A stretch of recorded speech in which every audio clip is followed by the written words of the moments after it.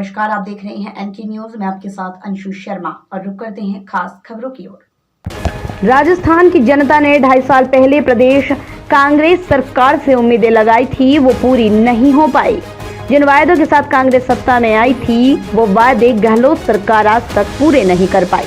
ये कहना था केंद्रीय जल शक्ति मंत्री गजेंद्र सिंह शेखावत का, जो कि नागौर जिले के कुचामन सिटी पहुंचे थे, जहां उनका बाईपास पर भारी तादाद में मौजूद भाजपा कार्यकर्ताओं ने भव्य स्वागत किया। आपको बता दें, आज भाजपा के केंद्रीय मंत्री गजेंद्र सिंह शेखावत नागौर के कुचामन पहुंचे थे।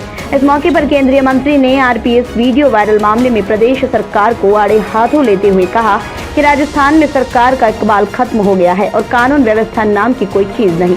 यही नहीं, पुलिस अधिकारियों पर भी पॉक्सो एक्ट में मामले दर्ज हो रहे हैं। महिलाओं और बच्चियों के खिलाफ दुष्कर्म के मामलों में लगातार बढ़ोतरी हो रही है। अपराधियों के हौसले बढ़े हुए हैं। जनता खौफ के साए में जीने को मजबूर है। गुंडे माफिया, पुलिस अधिकारी, प्रशासनिक अधिकारियों पर हमले कर रहे हैं। इतना ही नहीं, अपराधियों को बंदूक की नोक पर जेल से छुड़ा कर ले जाया जाता है और ऐसा वक्त राजस्थान की जनता ने आज तक नहीं देखा। उन्होंने कहा, राजस्थान की जनता ने आगामी विधानसभा चुनाव में कांग्रेस के कुराज को खत्म करने का संकल्प ले चुकी है। डब्लू गोस्वामी, राजस्थान। राजस्थान की प्रदेश सरकार के लिए क्या कहेंगे? 2.5 साल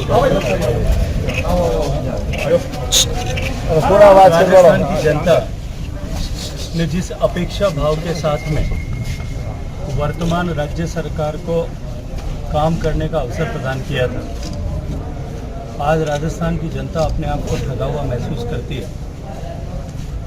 जो वादे राजस्थान की जनता से किए गए थे, बेशक वर्तमान कांग्रेस सरकार के अनेक मंत्री और मुख्यमंत्री सब एक दूसरे से होड़ लगा करके अधिकतम प्रतिशत कौन बताए इस बात की प्रतियोगिता कर रहे हैं। कोई कहता है कि 80% हमने वादे पूरे कहते हैं, कोई कहता है 85% पूरे किए।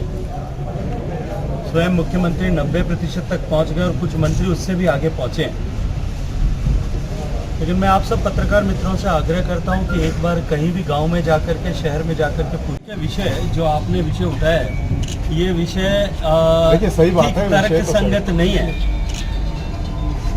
भारतीय जनता पार्टी और राष्ट्रीय लोकतांत्रिक पार्टी के बीच में राष्ट्रीय स्तर पर दोनों के बीच में समझौता हुआ था। दोनों पार्टियों ने एक दूसरे के प्रत्याशियों की मदद की।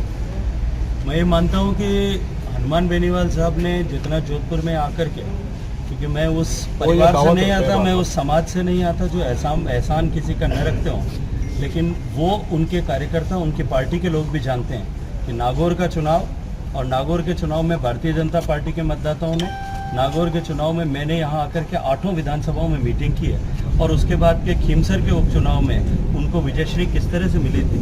कुछ लोग होते हैं जो है अपने किए हुए काम को या अपने किए हुए किसी मदद को मंच पर खड़े होकर के गिनाते हैं। न हम भारतीय जनता पार्टी के लोग और न मैं व्यक्तिगत रूप से ऐसे परिवार से और ऐसे संस्कार से आता हूँ कि जो कुछ हमने किया है उसकी चर्चा हम खुले में रह करके करें। जनता जानती है, जग जानता है और मैं मानता हूँ कि अभी ये कोई न आगाज़ था और न अंत ही होने वाला है।